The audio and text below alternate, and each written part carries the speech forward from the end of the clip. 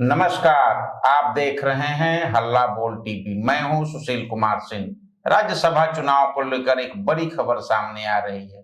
क्या राजद का भूमिहार दांव सफल होगा? क्या तेजस्वी एडी सिंह को दिखाकर भूमिहार विधायकों को करा लेंगे क्रॉस वोटिंग? आइए जानते हैं हल्ला बोल टीवी के editor in chief Deepak Sharma से। देखिए, कांग्रेस के एक राज्यसभा सांसद लगे हुए हैं। भूमिहार विधायकों से, एनडीए के भूमिहार विधायकों से मीटिंग हो रही है, कई राउंड की मीटिंग भी हुई है और उनसे इस नाम पर वोट लेने की कोशिश हो रही है कि देखिए, जदयू ने और बीजेपी ने तो किसी भूमिहार को राज्यसभा का उम्मीदवार नहीं बनाया, तेजस्वी ने बनाया है एडी सिंह को। तो ऐसी स्थिति में आप लोग वोट कीजिए और टूटने का खतरा भी, और क्रॉस वोटिंग का खतरा मंडराने लगा है क्योंकि कई राउंड की मीटिंग हुई है और एडी सिंह के पास पैसों की भी कोई कमी नहीं है। हजारों करोड़ रुपए हैं उनके पास, बड़े घराने से आते। बिल्कुल। तो अब सवाल ये उठता है कि कांग्रेस के एक राज्यसभा सांसद ने जिम्मा उठाया हुआ है और वे भी भूमिहार हैं और लगातार भूमिहार विधायकों की मीटिंग कर रहे हैं और जो मीटिंग चल रही है उसमें यह इस बात के लिए मनाने की कोशिश हो रही है कि आप दे दीजिए एडी सिंह को वोट, इसलिए क्योंकि एडी सिंह भले ही तेजस्वी के उम्मीदवार हो, राजद के उम्मीदवार हो, हैं तो भूमिहार बिरादरी की बात आ जाती है। हाँ, लेकिन ऐसा इतना आसान नहीं है क्रॉस वोटिंग एनडीए के विधायकों के लिए भी, क्योंकि एनडीए ने, बीजेपी ने क्या किया है, बीजेपी ने अपने विधायकों को प्रस्तावक बना दिया है। जो राज्यसभा के उनके कैंडिडेट हैं उनके प्रस्तावक बना दिया है। ऐसे में वो एब्सेंट नहीं कर पाएंगे, क्रॉस वोटिंग में भी दिक्कत है। और सबसे बड़ी बात यह है कि एआईएमआईएम से बात फाइनल हो भी गई है लेकिन थोड़ी सी अटकी भी हुई है। हो ये रहा है कि एआईएमआईएम चाहता है कि एआईएमआईएम के प्रवक्ता आदिल के लिए मिल जाए उनको विधान परिषद की सीट। एआईएमआईएम की मांग है कि हम आपको राज्यसभा चुनाव में मदद करेंगे तेजस्वी जी, लेकिन बदले में आपको हमारे एक नेता को विधान परिषद भेजना पड़ेगा। मतलब गिव एंड टेक की बात, बिल्कुल गिव एंड टेक की बात है। और अभी तक तेजस्वी ने इसके लिए सहमति नहीं दी है कि ठीक है, आप हमें मदद कीजिए राज्यसभा चुनाव में, हम आपके एक विधायक को, आपके एक नेता को विधान परिषद भेजेंगे। इसके लिए अभी तक सहमति नहीं दी।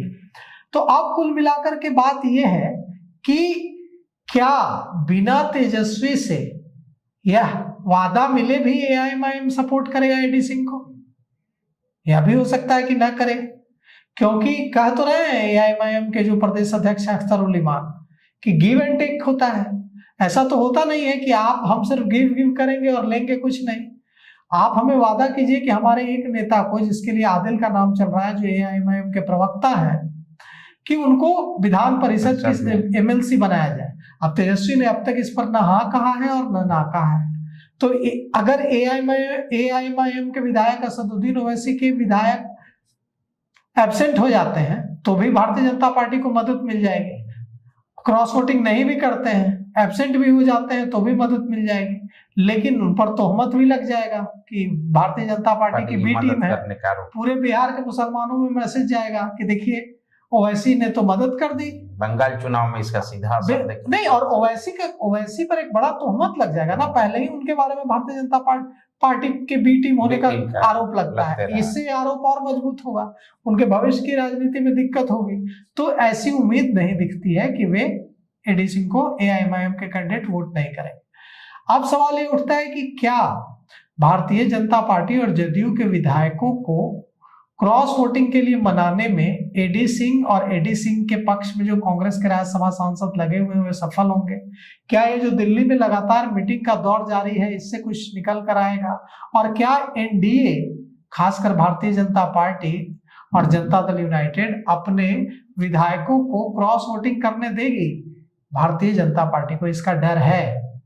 इसीलिए भारतीय जनता पार्टी ने क्या किया है, पांचवा कैंडिडेट नहीं बनाया है उपेंद्र कुशवाहा को। उपेंद्र कुशवाहा को चौथा कैंडिडेट बना दिया है। 4 कैंडिडेट का जीतना तो एकदम तय है।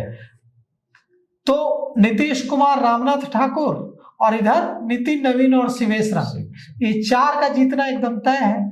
5वें जो है वो है शिवेश राम।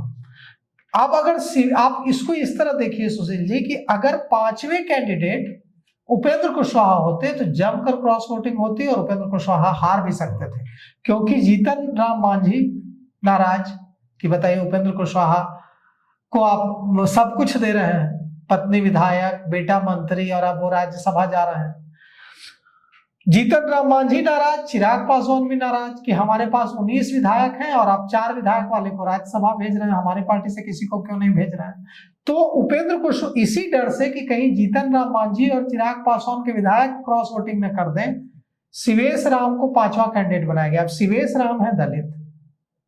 अब किस तरह से चिराग पासवान कहेंगे कि हम वोट नहीं देंगे? अगर चिराग पासवान नहीं वोट देंगे तो पूरे बिहार के रविदास में यह मैसेज जाएगा कि केवल पासवान के नेता हैं चिराग पासवान।